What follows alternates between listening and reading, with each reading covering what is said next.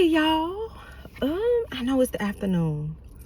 It's after my work day. But something I've been thinking about. So I was like, let me tell the people that's talking in faith that we also gotta walk in faith. And walking in faith, one thing I learned and that has really helped my walk and talk is community. Today I heard that word so much, like so much. Like we got a community thing going on where I live, or me and my you know how people be like, me and the people that I let watch my kids and people that, all of that is community. We have to learn how to do life with other people. We have to learn to have people who advocate for us, but not just people who go be yes people. No. You need community that's going to make you think about what you're doing. You need communities that's going to tell you the truth. I don't need nobody around me. I'm going to use this scenario. Don't come for me. I don't need people who, if I stink, tell me I stink. Tell me my breath stink. Tell me if you smell me. If I might have forgot to put on deodorant this morning because, my daughter was running around and stuff happened. But if you stink, tell me I stink, okay? I want community around me that's going to tell me the truth when I have that do life with me. Community is supposed to be there to do life with you. If you go back to the Bible and community, even with the children of Israel, they were a community of different tribes. And the different tribes broke down and they had different tiers of people in those communities. So we have to learn that you can't do this life alone. You have to have people around you who will support you in every avenue that you're in. If you're having a moment of depression, oppression, low money, high money, celebrating, going through, grieving, mourning, promotion, demotion, fired, married, single, whatever you're going through, you should have a community. But you just can't have any community. You gotta pray and ask God for the community and for the people to be around you. Let's talk about Jesus in community. Jesus, let's, run with me. And if, check the facts. There were at least 70 people who followed Jesus everywhere he went. From around 70, he took it down to 12.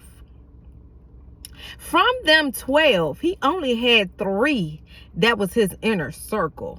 But all of that was Jesus's community. Yes, he still had his mother. He still had his brothers. He still had his father. He still had aunts and uncles and all of that. But if you really get around Jesus and outside of the things that he did, he always had community with him. He always had people who walked with him through every situation. He always had people who were there to help carry some of the load. No, they didn't do as much as you would say Jesus did, because he was the one that was ministering to the people. He was the one that was the servant that God sent down. So yes, Jesus was giving the word to people and he was encouraging everybody, but he had his community that walked with him and talked with him. He even told them one time, because you are my disciples, I will tell you what this parable means. So as you continue your walk in faith and talking in faith, pray and ask God for divine discernment and divine direction and divine guidance of who your community is. Because if you're trying to do this by yourself, it's going to be okay, but it's nothing wrong with somebody holding up your arms and walking with you through every situation. Moses had Aaron and Joshua. Jesus had his disciples. Everywhere in the Bible where people they still had issues, they still had falling moments, but they had community to hold them up when times got hard, when decisions got hard, when situations needed to be done.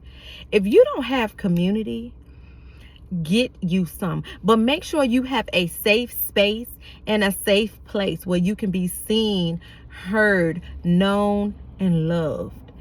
Even if you don't agree. One of my mentors, he's my virtual mentor, but I follow him, Tim Ross.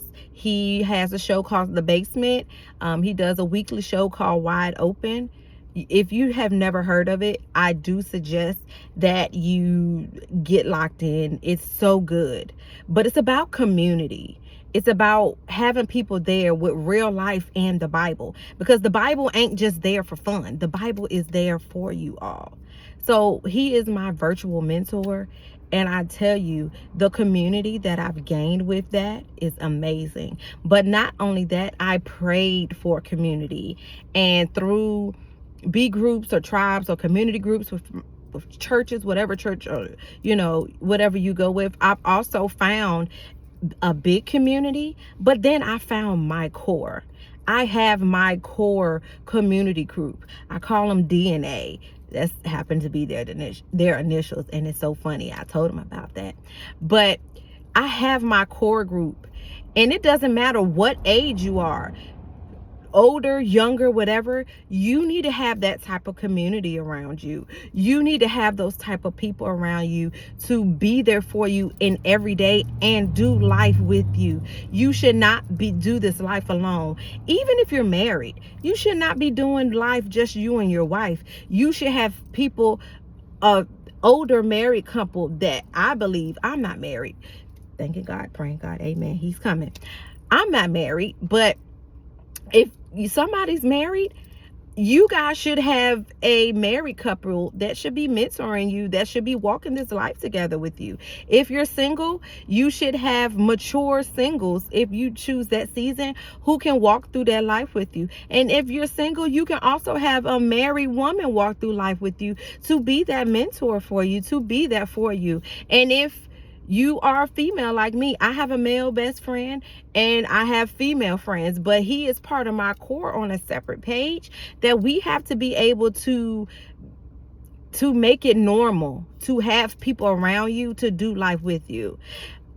Fortunately, unfortunately, I do have my family too. Some people don't have that ability to have a family structured in God, who has a firm foundation and hear you out and hear you're changing. I do have that as well, but I also have my community groups. So I have that balance. Everybody doesn't have it. And if you don't find your community, ask God for that community. Ask God to give you what you need, because I promise you, when you have people walking through this life with you, even when you are or aren't married, I promise you, it makes it a little bit easier, because sometimes just to take a little bit of that weight off of you and to let somebody else bear your burden, I'm telling you, it is amazing. At the end of the day, guys, I know this is one of the longer videos I've done. We have to be in community. You have to have people to celebrate with. And yes, I am an isolator. So again, stepping out doing this is definitely out of my scope of support. However, my core community, they celebrated with me my first video.